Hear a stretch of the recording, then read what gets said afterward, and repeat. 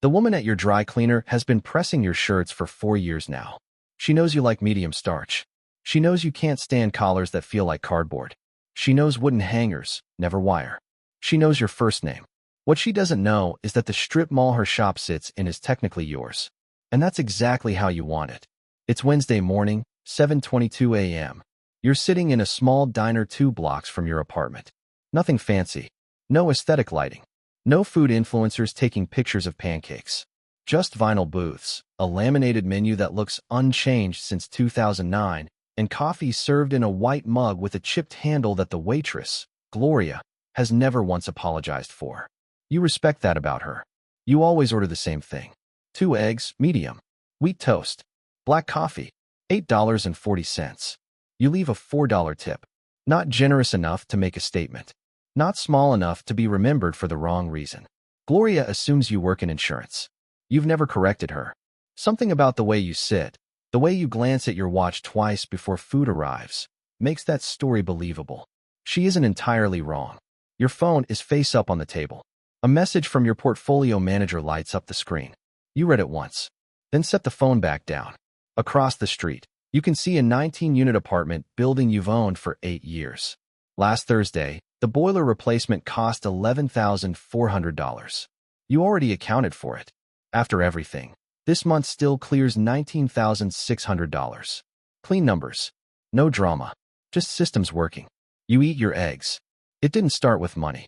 It started with boredom and a storage auction in a suburb of Charlotte, North Carolina. You were 28. You had $7,200 in savings and a job in hospital facilities coordination, a title that sounded more important than it was. You went because you saw it on TV. That's the honest version. You didn't win the unit you wanted. You won unit 114 instead because everyone else stopped at $340 and something in you said, go to $420. Inside, broken bikes, old mattresses, a box of books, and a filing cabinet with a busted lock. You forced it open. Inside were years of records from a small cleaning company, revenue logs, client lists, schedules, supply costs, 9 years of someone's life, organized neatly, then abandoned. You sat on the concrete floor and read it for almost an hour. And something clicked. Not inspiration. Recognition. This wasn't a dream business. It was something better, boring, necessary, and constantly in demand. And it had been left behind. You drove home and started making lists. The next morning you called your first client, a pediatric dental office you'd worked near before. The office manager, Terry, remembered you. You told her you could cut costs by 12% and respond faster than her current vendor. She gave you 60 days to prove it. At that point, you didn't have a company. Just notes, a phone, and a borrowed idea. You built everything in 4 days. LLC paperwork, insurance, supplier accounts, and a handful of workers recruited off a church bulletin board. A rented van filled the gaps. 60 days turned into a year. A year turned into repeat contracts. By month 18, you had 8 steady clients and about $4,200 a month in profit. Not life-changing yet, but consistent, predictable, alive. You didn't tell anyone. Not your parents. Not friends. Not coworkers at the hospital where you still showed up every day, still processing invoices like nothing had changed. At first it was strategy. Later it was habit. And then it was just easier than explaining. Here's what most people don't understand about wealth. It doesn't arrive like an event. There's no morning where gravity feels different. No dramatic before and after. It builds like sediment, layer by layer, until one day you realize you're standing on something solid that didn't exist before. The cleaning business funded your first property, a duplex in the same area as that storage unit. You knew the neighborhood. You knew demand. You knew the seller was under pressure, college tuition, deadlines, bad leverage. You bought it cash, $138,000.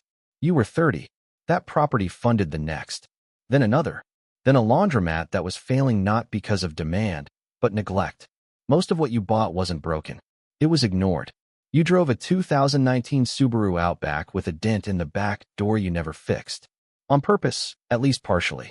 It made people underestimate you. And that was useful. At a dinner once, a man in an expensive suit asked what you drove. When you said Subaru, he looked away mid-conversation, like the topic had lost value. You asked him questions after that. He talked a lot. You learned he managed money. Not especially well. You didn't mention what you drove home to. Your apartment is on the 14th floor. Nice, but not loud about it. 4 units in the building are yours. Your neighbor, Dennis, is a carpenter. Good one. He once knocked on your door at 10 p.m. because water was leaking into his bathroom. You texted your manager before the door even closed. Plumber arrived early next morning. Dennis later left you a voicemail saying he didn't know exactly what you did, but he appreciated it. Said you were one of the good ones. You still haven't deleted it. By year 4, the structure had become clear. Cleaning company, residential units, laundromat, parking lot acquired through a tax lien, a handful of ATMs in convenience stores, small systems scattered across boring industries, all quietly producing cash. Nothing impressive on its own. Together, something else entirely. Your accountant once looked at your portfolio and said, "This is the most deliberately uninteresting structure I've ever seen." You said, "Thanks." She said, "That wasn't a compliment." You said, "I know." She laughed anyway. That became one of your best working relationships. Because she understood something important. Boring is stable. And stable compounds. 3 weeks ago, you passed a car wash on a highway exit. Faded sign. Closed for maintenance notice that had clearly overstayed its welcome. Something about it made you pull over. Traffic was heavy. Location was perfect. Gas station on one side. Grocery center on the other. Constant flow. You checked ownership. A 74-year-old man. Out-of-state address. Outdated contact info. You saved the file as Car Wash Earl. You didn't call immediately. Not because of strategy. Because timing matters less than discipline in how you appear to others. You plan Monday. There's a quiet side effect to building this kind of life. It's not money. It's distance. Not loneliness in a dramatic sense. More like rooms in your life that stay permanently closed. Not out of secrecy, but because most people don't have the context to walk into them. Your closest friend, Marcus, has spent years trying to build something that almost works. Good guy, honest, patient with his kids in a way that makes you question your own priorities.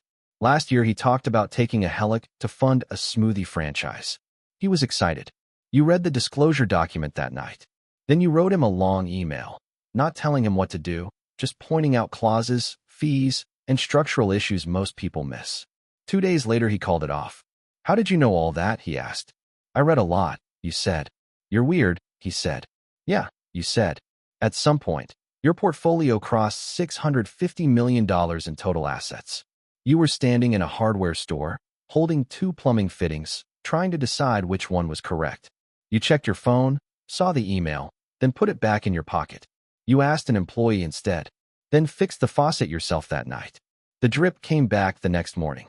You fixed it again. Small problems still exist at every level.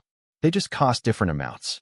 That evening you sat by your window eating dinner, watching the neighborhood move in slow, ordinary patterns. Lights turning on. People walking dogs. Nothing dramatic. Nothing symbolic. And you thought about that version of you, 28 years old, sitting on a concrete floor in a storage unit, reading someone else's forgotten work life under fluorescent lights. He would not have believed this, but he would have understood it. Because even then, it wasn't about luck. It was about noticing what others ignore. Now it's Wednesday again. Gloria refills your coffee without asking. She always does. She doesn't know the dry cleaner she walks past is in one of your buildings. She doesn't know the ATM she uses sometimes pays you a fee every time it's used. She just knows you as the quiet regular who tips fairly and sits with his thoughts. And that's enough. You open your notebook. A new name is already there. A man who's been running a pest control company for decades. Recently updated his profile with the words, "Exploring next chapter." You underline it. Outside, the city keeps moving, indifferent, steady, enormous. You take a sip of coffee, and somewhere in that quiet system of businesses you built and never needed to announce, everything keeps working exactly as it should.